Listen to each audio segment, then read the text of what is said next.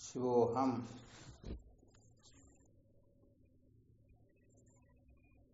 आवाज आ रही है? आ रही है गुरुदेव। शिवोहम। प्रणाम शिव।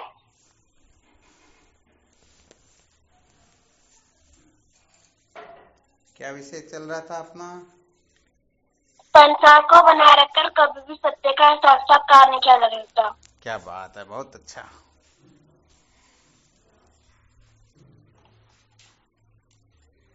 संसार को बनाए रखकर कभी भी सत्य का साक्षात्कार नहीं किया जा सकता, ये चल रहा था ना? स्वामी जी, ठीक बात है।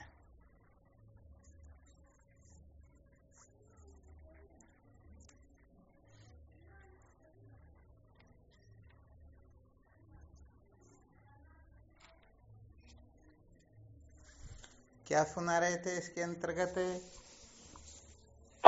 श्रुति माता ब्रह्म प्रमाण। क्या बात है, श्रुति माता ब्रह्म प्रमाण है, यही सुना रहे थे ना? जी स्वामी जी।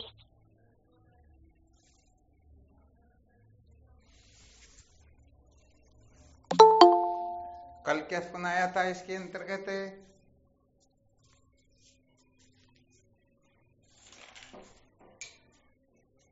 प्रणाम गुरुदेव। अल्प समझो या महान को महान समझो। क्या बताया? या तो अल्प को अल्प समझो या महान को महान समझो। बहुत उत्तम बात है। अल्प को अल्प समझेंगे या महान को महान समझेंगे तो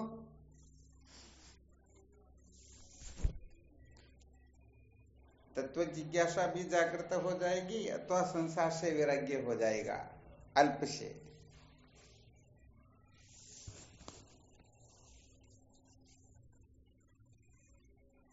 अच्छा, उल्टा समझ ले तो क्या होता है?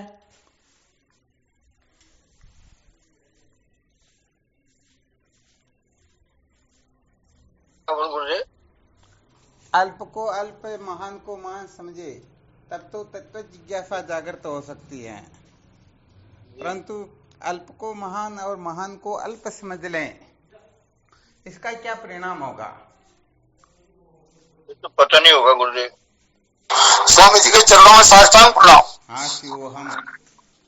इसका परिणाम यह होगा स्वामी जी, पुनरपि जन्मम पुनरपि मरणम पुनरपि जननी जटने से। क्या बात है, बहुत बहुत धन्यवाद है।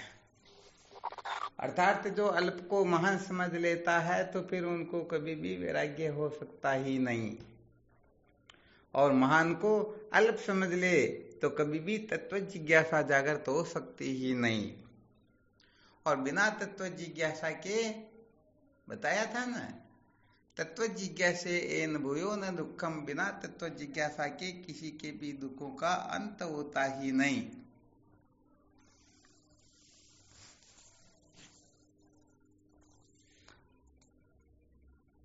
तो ये जो फॉर्मूला है ये बड़ा विलक्षण फॉर्मूला है। साधकों को शास्त्रों का स्वाध्याय करके, संतों का संग करके, साधन भजन आदि करके केवल इतना ही समझना होता है कि जो अल्प है उसको ही अल्प समझे और जो महान है उसको महान समझे। अनादि काल से ये जीव अल्प को महान व महान को अल्प समझता हुआ आ रहा है। समझ रहा ना? हाँ, तभी तो अभी भवानी शंकर जी ने बता ही दिया, जो अल्प को महान, महान को अल्प समझता है उसको केवल और केवल मात्र पुनरपि जननम पुनरपि मरणम पुनरपि जननी जठरे शयनम, जन्म मृत्यु की श्रृंखला में भटकने के सिवाय और कुछ भी मिलता ही नहीं। बिल्कुल क्लियर ना? ऐसा समझना चाहिए। जीवन में जो कुछ भी दुख संकट आता है ये सारा का सारा अपनी ही नासमझी होती हैं, ये अपनी ही बुद्धि का दोष होता है। वास्तव में सर्वकल्विदम ब्रह्म, परमात्मा के सिवाय कोई दूसरी वस्तु है ही नहीं। तो हम जब दुखी होते हैं तो इसका मतलब ये है कि हम परमात्मा से बिन किसी की कल्पना करके ही होते हैं।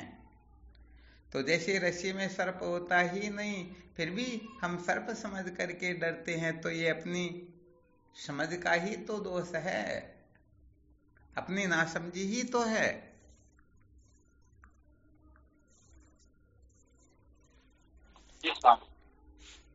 है ना? बिल्कुल, या कुछ गड़बड़ है?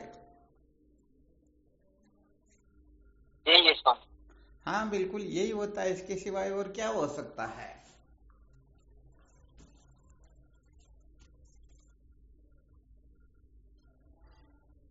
अच्छा, विचार करके देख लो, यदि ये नासमझी नहीं हो तो ऐसी कोई सृष्टि में शक्ति है जो अपने को दुखी कर सके? नहीं।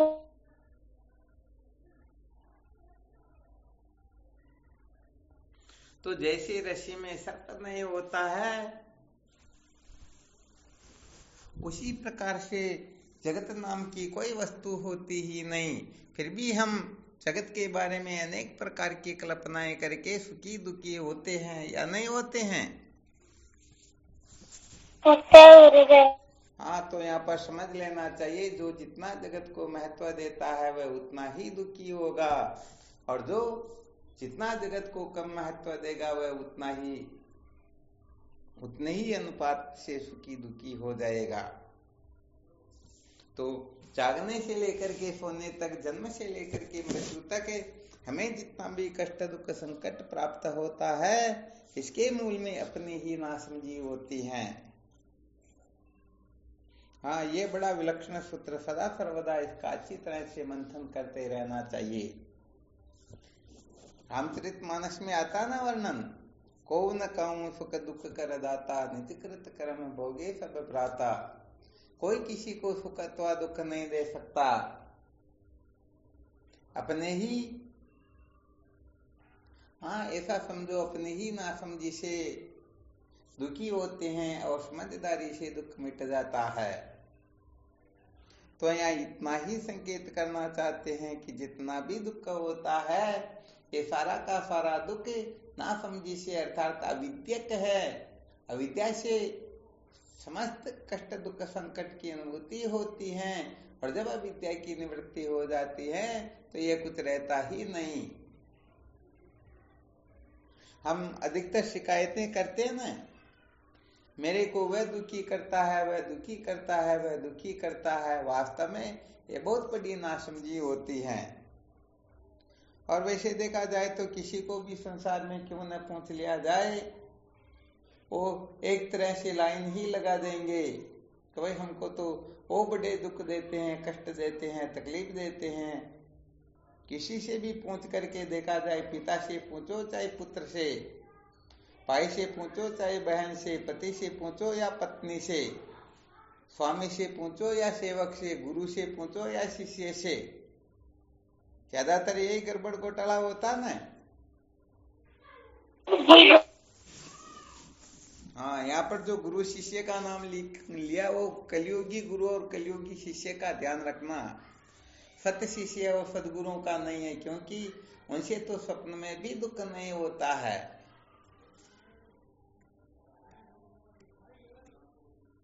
हाँ, होता है क्या है कि वर्तमान में बहुत सारे गुरु ऐसे होते हैं, एक ने किसी को गुरु दीक्षा दी और कहा गुरुदेव क्या सेवा करूं, बस और ज्यादा नहीं, हमेशा एक बंडल और माचिस की व्यवस्था कर दिया कर, बस तेरा कल्याण हो जाएगा। तो गड़बड़ हो जाती है ना।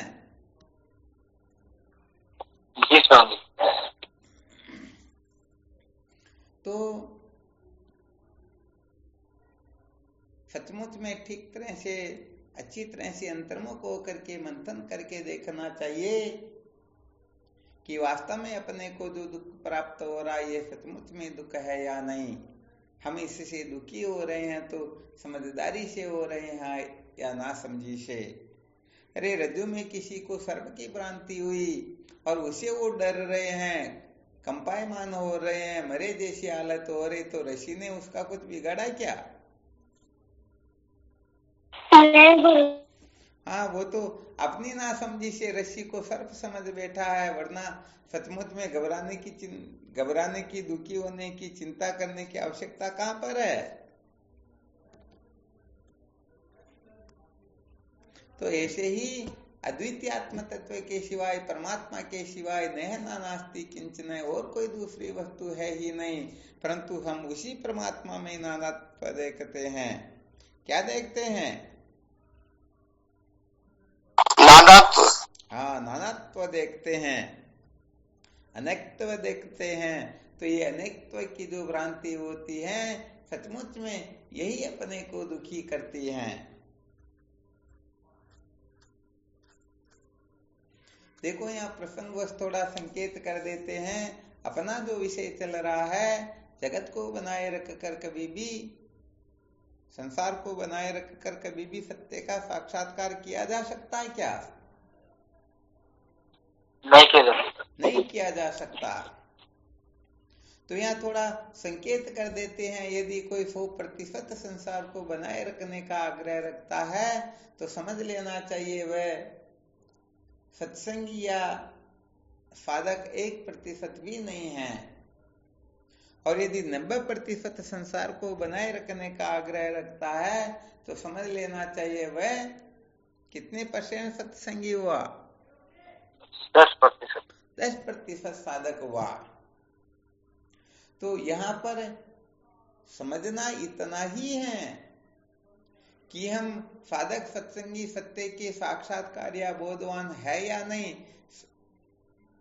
ये समझ में आए या न आए, इसका ज्यादा व्यर्थ चिंतन नहीं करना है, बल्कि यहाँ चिंतन इसका करना है कि हमने संसार का कितने % त्याग कर दिया है, कितने % संसार को कल्पना समझा है, कितने % संसार को हमने कचरा समझ लिया है। क्योंकि कचरे को कचरा जानेंगे, अल्प को अल्प जानेंगे, तभी तो अल्प से मुक्त हो पाएंगे।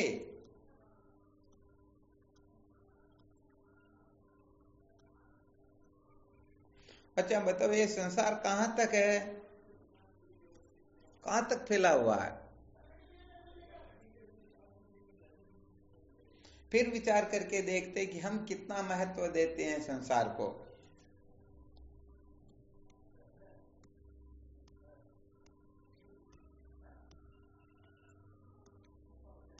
प्रश्न समझ में आया क्या?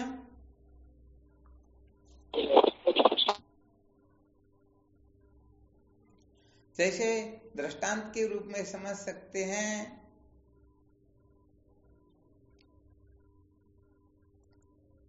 भीलवाड़ा से जयपुर 250 किलोमीटर दूर है। कितना दूर है? 250 किलोमीटर। 250 किलोमीटर दूर है।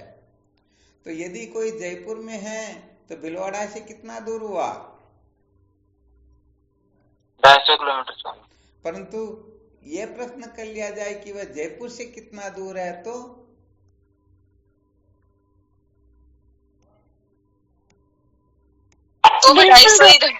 0 किलोमीटर। कितने किलोमीटर? 0।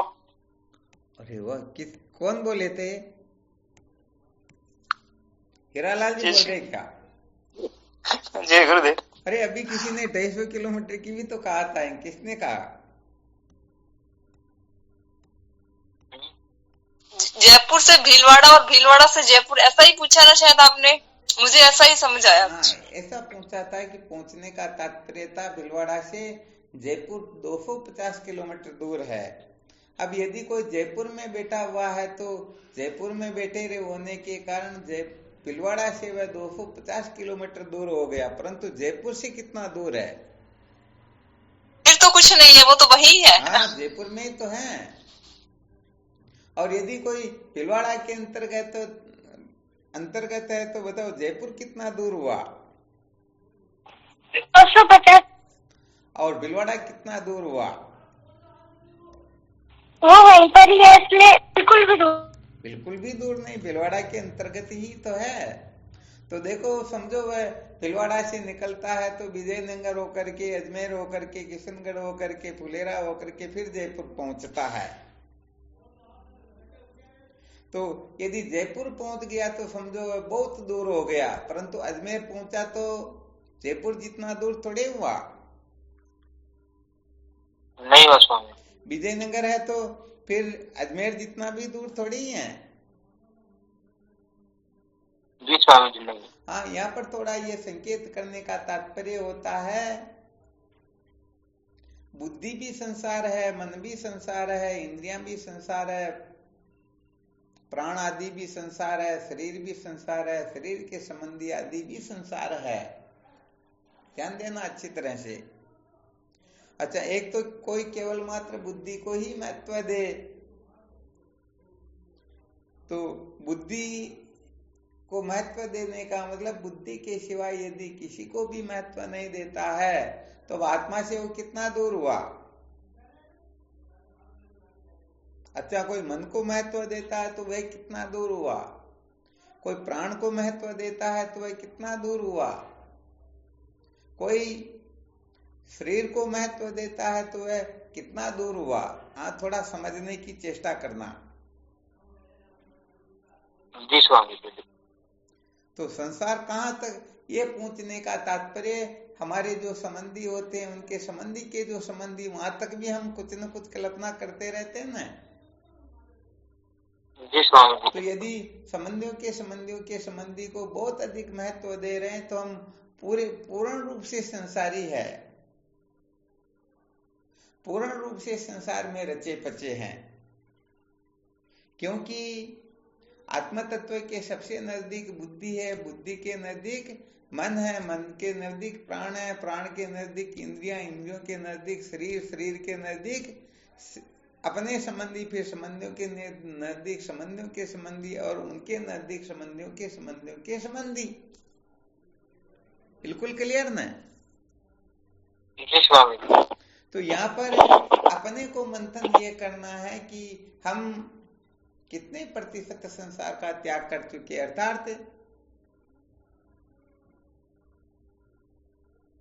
हमारी जो महत्व बुद्धि है वहां से शिथिल होने लग गई।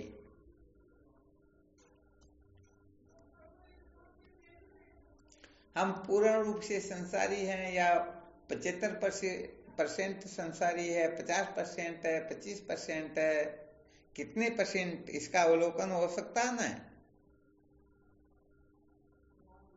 आदि स्वामी जी हो सकता है। बिल्कुल हो सकता है।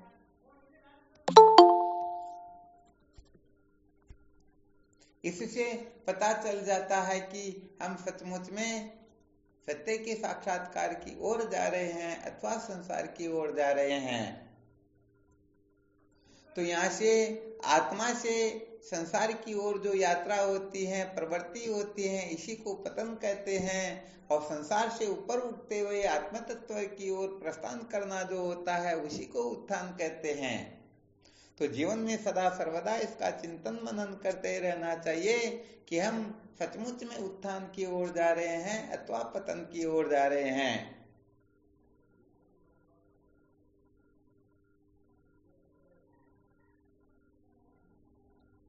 समझो, जैसे हम देह को महत्व दे रहे हैं, देह को महत्व देते देते भी देह के जो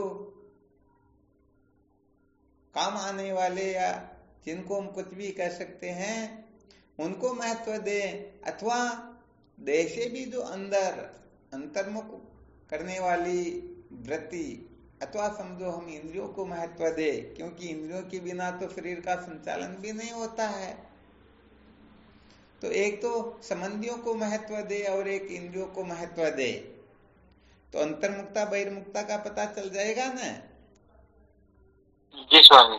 बिल्कुल चल जाएगा।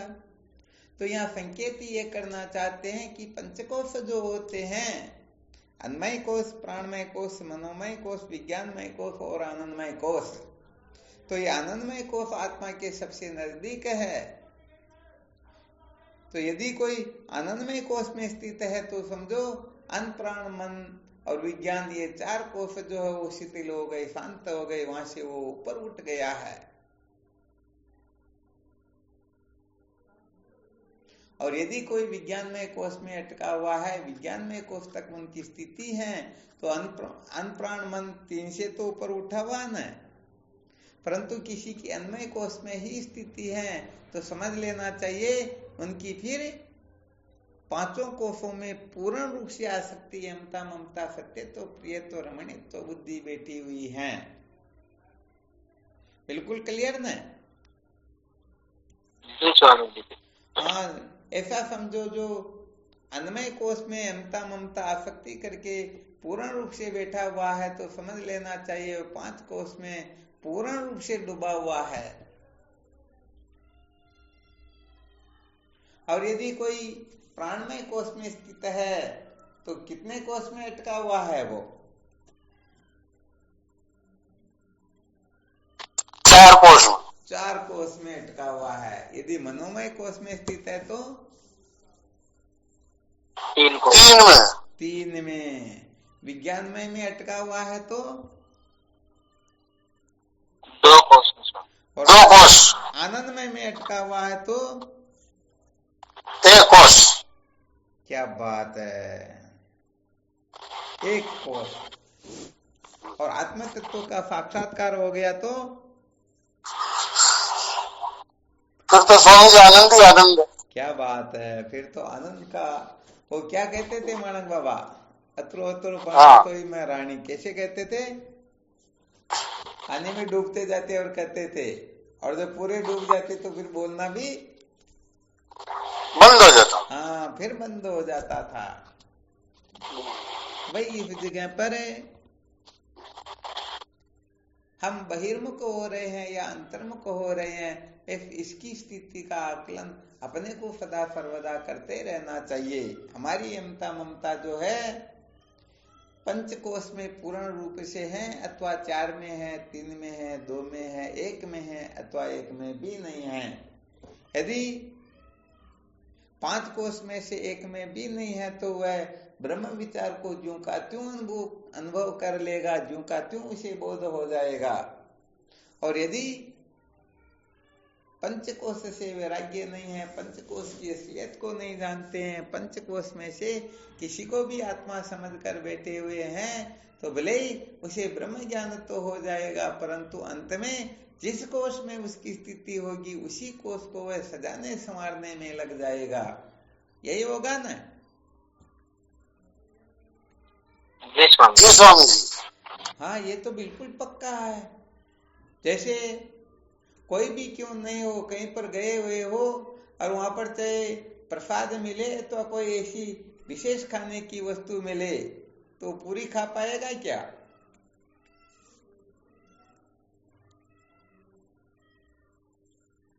नहीं खा पाएगा। अरे वो उनके बच्चों के ले जाएगा ना, वो तो यही कहेगा नहीं नहीं वो तो यहाँ पर है ही नहीं, मेरे गले कैसे उतरे। जो भी उनके प्रिय हैं उनके लिए वो कुछ न कुछ बचाएगा ना। जी स्वामी जी बिल्कुल। तो ऐसे ही हमारी पंचकोश में से जिस कोष में अमता ममता सत्यत्व बुद्धि बैठी हुई है, अंत में ज्ञान होने के पश्चात भी हम उसी कोष को सजाएंगे संवारेंगे। यदि कोई मनोमय कोष में स्थित है तो वह भावनाओं को ही महत्व देगा अधिक से अधिक। किसी की प्राणमय कोष में स्थिति है तो ज्ञान होने के पश्चात भी वह क्रिया चेष्टा को ही महत्व देगा।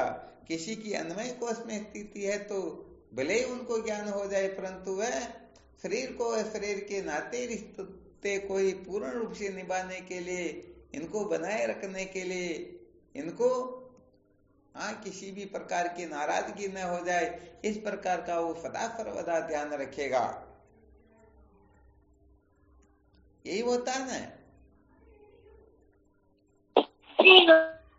जी स्वामी। हाँ, बिल्कुल सत्य बात है।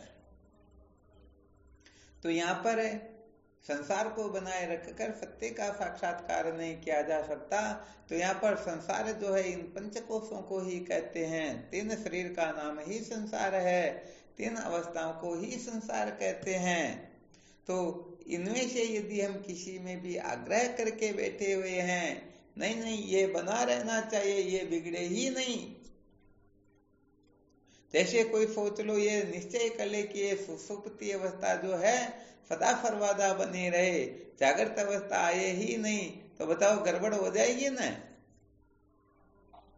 जी गुरुदेव। हाँ, क्या होता है, एक व्यक्ति को जैसे वो सोता था और उसे स्वप्न आना शुरू हो जाता था और स्वप्न के अंतर्गत वह समस्त सामग्रियों सहित बहुत बड़े राज्य का चक्रवर्ती सम्राट हुआ करता था। तो क्या होता है, वो जगने के पश्चात कब सूर्यास्त हो, कब सूर्यास्त हो, कब सूर्यास्त हो, कब सोए और कब राजा बने, बस उनका जीवन उसी में निकल गया। तो हो गया ना बड़ा गड़बड़ घोटाला। बिल्कुल स्वामी। अरे कोई सुषुप्ति अवस्था को समाधि बनाना चाहता है तो जागृत अवस्था तो दुखमय हो गई ना,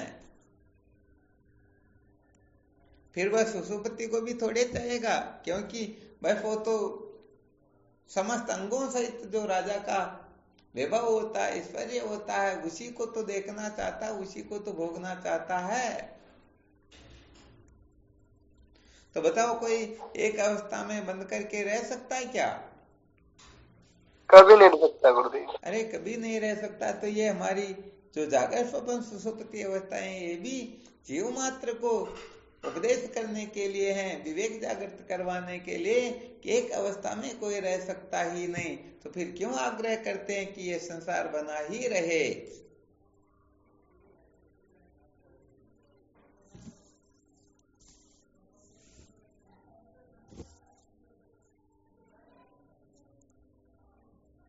बिल्कुल सत्य है ना।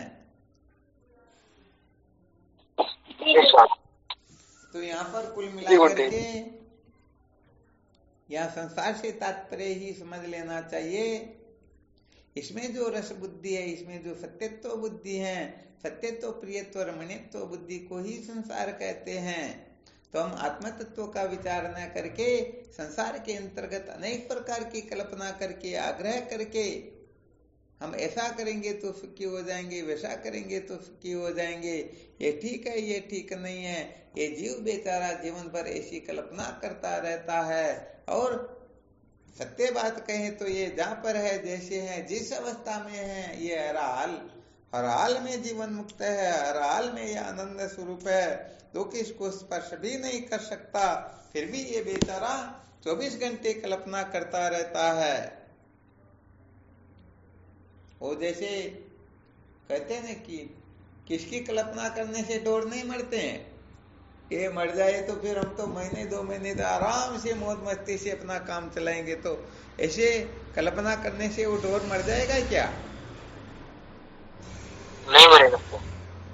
हाँ, तो हम भी सच्ची बात तो ये है कि हर अवस्था में हर क्षण हम आनंदित रह सकते हैं, परंतु कुछ न कुछ गड़बड़ घोटाला करके दुखी ही हो जाते हैं।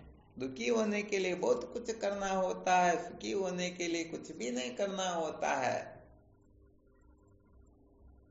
तो विचार करके देखो, जो हर हाल में संतुष्ट रहे, हर हाल में जीवन मुक्त होकर विचरे, तो बताओ उनको दुख आदि कुछ भी स्पर्श कर सकता है क्या?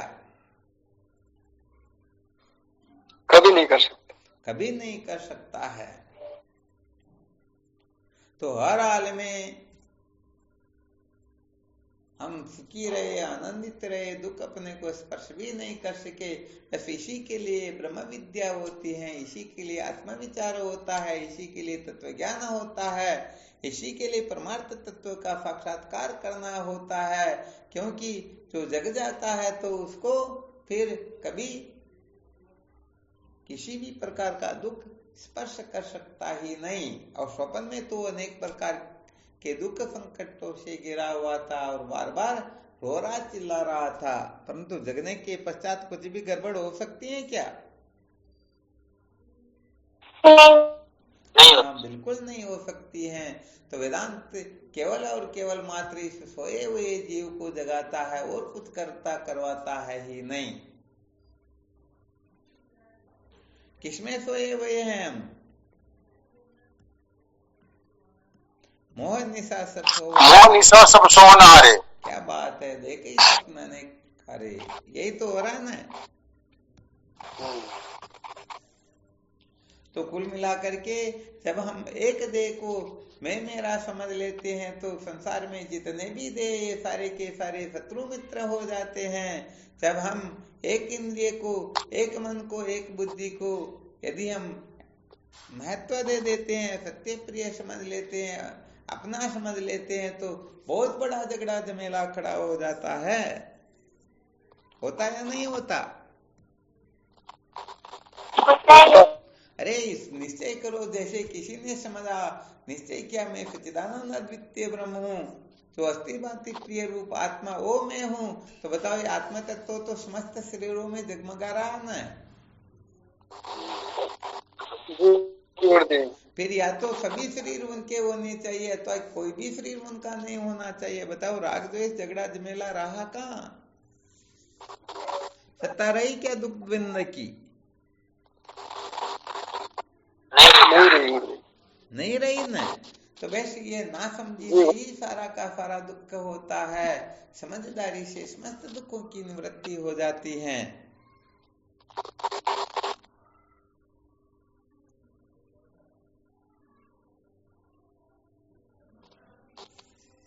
वरना दुखी होने का कोई कारण है क्या?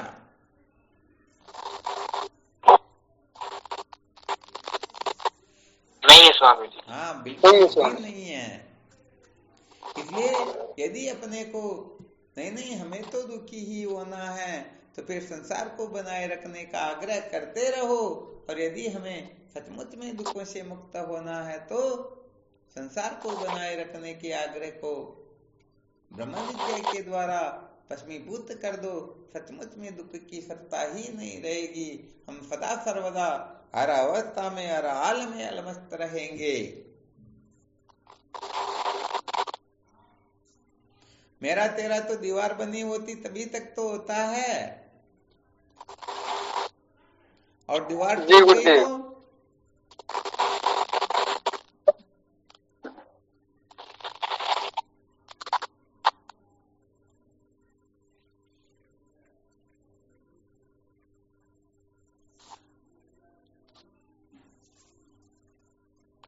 तो अब विचार करके देखो, जितना भी जीवन में दुख कष्ट संकट आता है, ये समझदारी से आता है या ना समझी से आता है?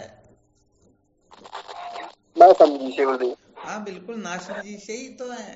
समझो किसी एक किसान के 5 बहुएं हैं। कितनी बहुएं? अरे गड़बड़ ऐसी हो रही कि 5 बहुओं की अपने आपस में बनती ही नहीं।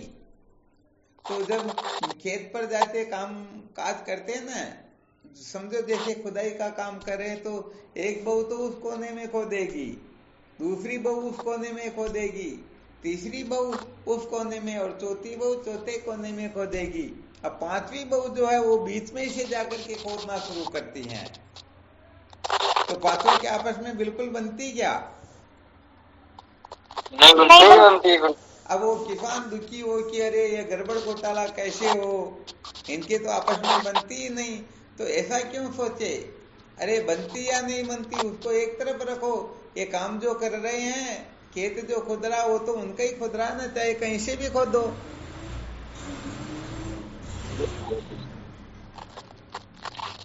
बिल्कुल क्लियर ना? बिल्कुल भाई वो कहीं से भी खोदो, कैसे भी खोदो, परंतु खुद तो उनका ही खेत रहा ना। परंतु फिर भी ना समझी से दुखी होते कि ऐसा क्यों हो रहा, वैसा क्यों हो रहा है। तो हम ऐसे वैसे के चक्कर में पड़ते हैं, तो कुल मिलाकर के इस संसार को ठीक करने में अपना जीवन व्यतीत कर देते हैं। ये संसार सचमुच में ठीक होने वाला है ही नहीं। कल्प कल्पांतर तक कुछ भी क्यों न करके देख लो, फिर भी संसार कभी भी ठीक होने वाला है ही नहीं। बिल्कुल क्लियर ना? हाँ, संसार को ठीक करने के लिए जाओगे तो तुम खुद ठीक हो जाओगे, संसार वाले अपने को ठीक कर देंगे।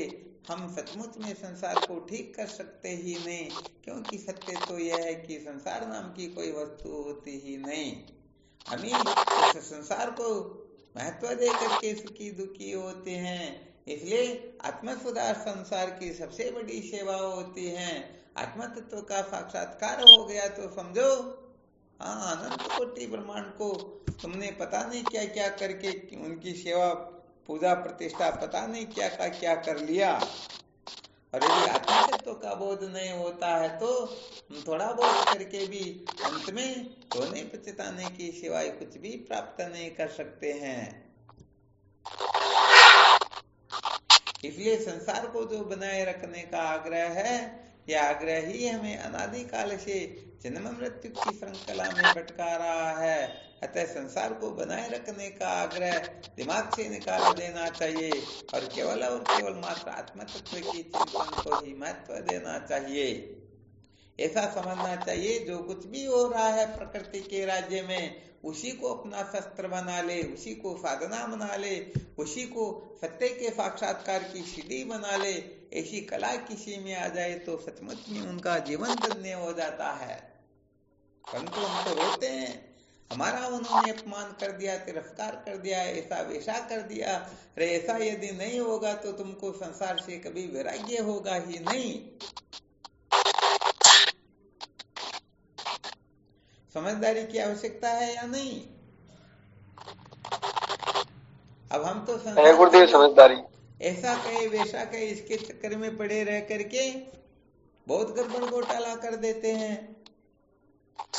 पहले शायद आपको एक दृष्टांत सुनाया था पंचीकरण का, जिसमें से दो मित्र ऐसे पक्के मित्र के एक दूसरे के बिना रहते नहीं, वो चलते तो भी साथ, खाते तो भी साथ, बैठते तो भी साथ, प्रत्येक काम साथ ही करते थे।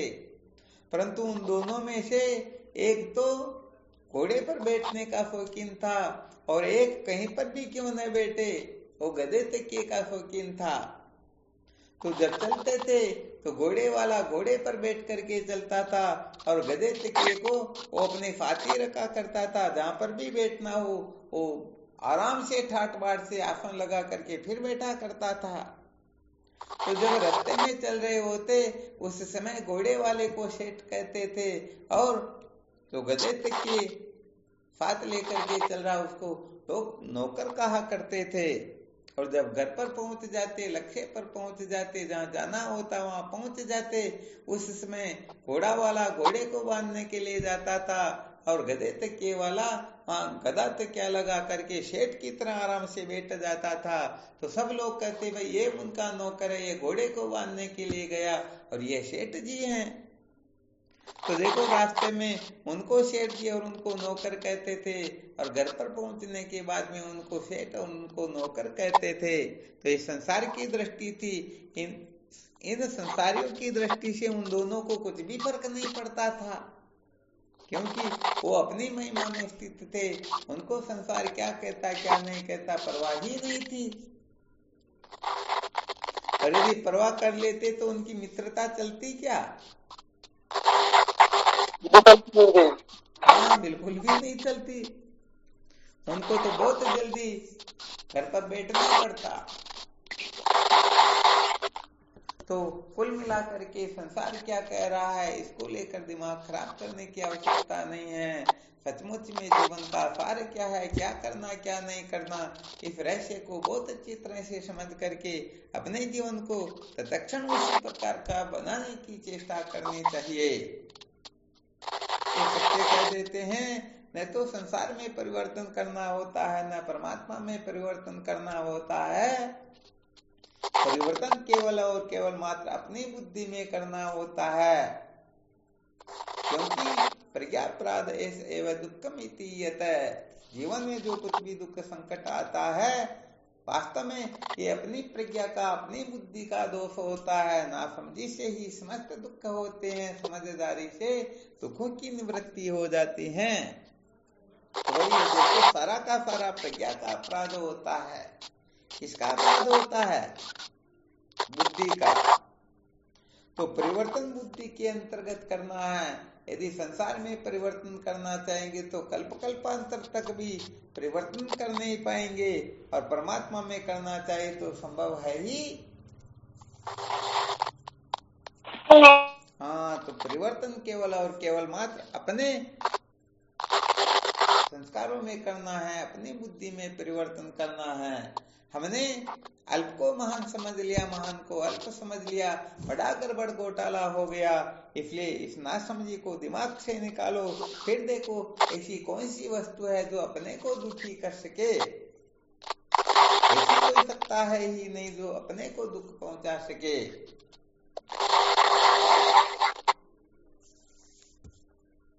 बिल्कुल ठीक है ना? चलो ठीक, फिर इसका करो चिंतन मनन, और जो शंका हो तो देख लो।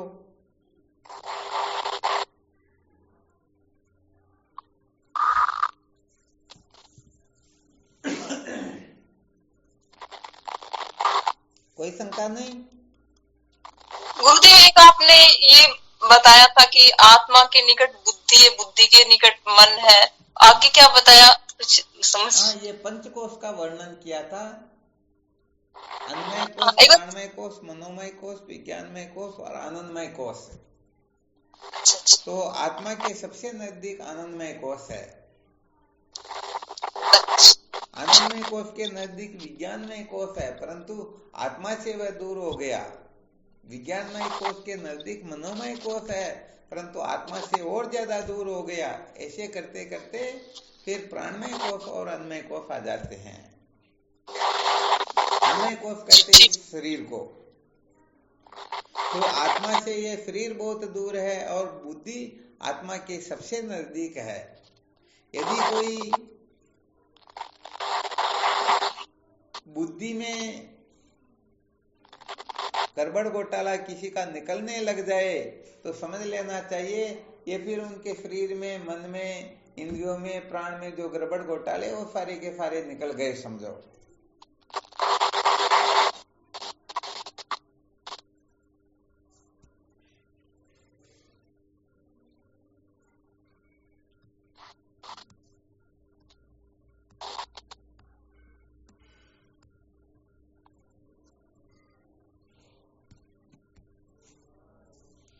जो जितना संसारी होता है ना, यदि 5 कोश को पूर्ण रूप से महत्व देकर बैठा हुआ है तो पूर्ण रूप से संसारी है।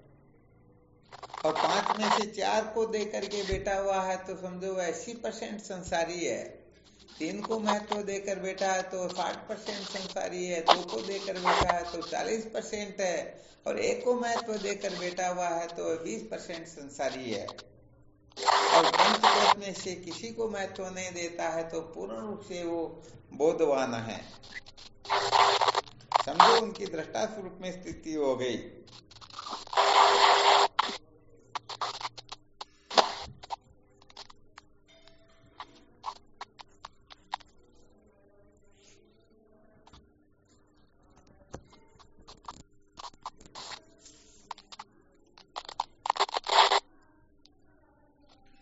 चलो फिर और कोई शंका हो तो कल देखना है ना। सत्संग से पहले शंका कोई हो तो कर लिया करो ताकि उसी के ऊपर और कुछ न कुछ मंथन कर सके।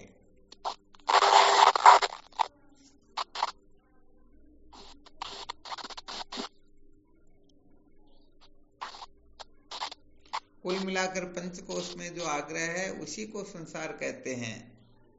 पंचकोश में से 5 कोश में पूर्ण रूप से आग्रह करके कोई बैठा हुआ है तो वो पक्का संसारी होता है, ऐसा समझ लेना चाहिए।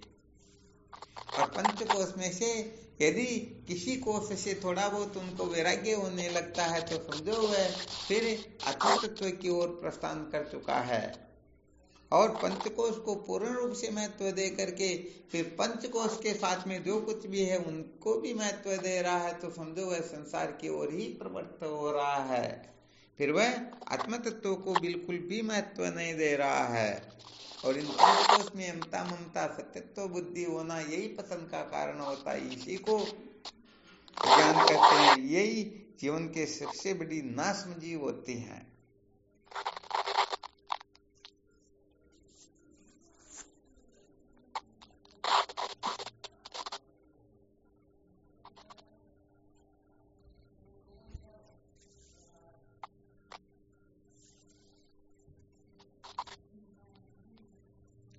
कल देखेंगे, नहीं तो फिर पंचकोश पर और वर्णन करेंगे इनके बारे में, ठीक है ना। तो जी हम गुरुदेव। किस कोष में अटके हुए हैं, किस कोष की क्रिया चेष्टा यदि अपने में प्रत्यक्ष प्रतीत होती होगी तो समझ लेना चाहिए अभी तक हम इस कोष में बैठे हुए हैं। तो कल याद दिलवाना, इसी की चर्चा करेंगे, ठीक है ना। शिवम गुरुदेव, शिवम। हाँ, शिवोहम। पंचकोश की पूरी परिभाषा समझ में आ जाएगी तो फिर मैं हम कहाँ अटकने को पता लगेगा। बिल्कुल बिल्कुल, कल इसी पर चर्चा अभी तो पता ही नहीं लग रहा है कि अन्न में है कि मन में है कि विज्ञान में है कि कहाँ है। बिल्कुल बिल्कुल बिल्कुल, कल इसी पर चर्चा करते हैं। इनकी पहचान भी बता देंगे कि इसमें अटका हुआ यदि कोई इस प्रकार का किसी का भाव बनता है, इस प्रकार का व्यवहार करता है, ऐसी क्रिया चेष्टा कर रहा, तो समझ लेना चाहिए वह उस कोष में बैठा हुआ है। ऐसा पूरा आत्मा जो परिचय है 5 कोष से परे बताई गई है। तो यदि कोई 1 कोष पार कर गया तो फिर आत्मा 4 कोष ही तो दूर रही, और कोई 4 कोष को पार कर गया तो आत्मा फिर 1 कोष ही तो शेष रही, और 5 कोष को पार कर गया तो समझो वो आत्म तत्व का साक्षात्कार कर चुका है। तो हम 5 कोष, आत्मा से 5 कोष दूर है या कितने कोष दूर है, कल इसी पर विचार करेंगे, ठीक है ना। ताकि जल्दी जल्दी जाऊं आत्मा के पास। बिल्कुल सत्य वचन, बहुत अच्छी बात, धन्यवाद है। और वास्तव में देखा जाए जब तक पंचकोश से ऊपर नहीं उठेंगे, वैराग्य नहीं होगा, इनकी असलियत को नहीं जानेंगे, तब तक तो हम 1 नंबर के पक्के संसारी ही हैं। जय हो। ये कैसे कि हम इस कोर्स में क्या हुआ बेटे? हमें पता चलेगा कि हम इस कोर्स में पढ़े हैं या कल इसी पर चर्चा करेंगे।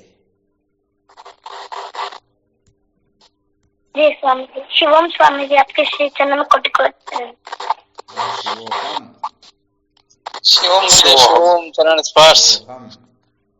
स्वामी जी के चरणों में साष्टांग पड़ रहा हूँ। हाँ, शिवोहम। गुरुदेव को प्रणाम। शिवोहम। प्रणाम गुरुदेव, आपके श्री चरणों में प्रणाम बारंबार। हाँ, शिवोहम। श्री सतगुरुदेव भगवान के पावन चरण कमल कोटि कोटि प्रणाम। प्रणाम गुरु जी, कोटि कोटि प्रणाम। शिवोहम। गुरुदेव के श्री चरणों में कोटि कोटि प्रणाम। हाँ, शिवोहम।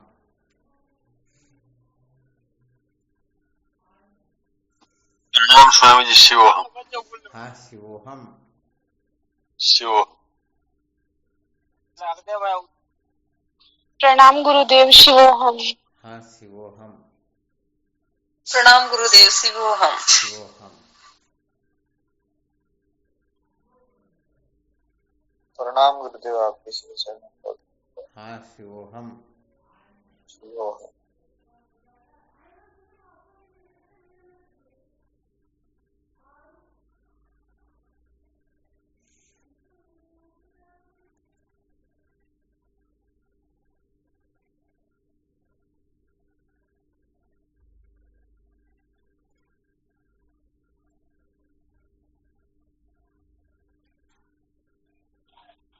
गुरु जी प्रणाम, चरण स्पर्श।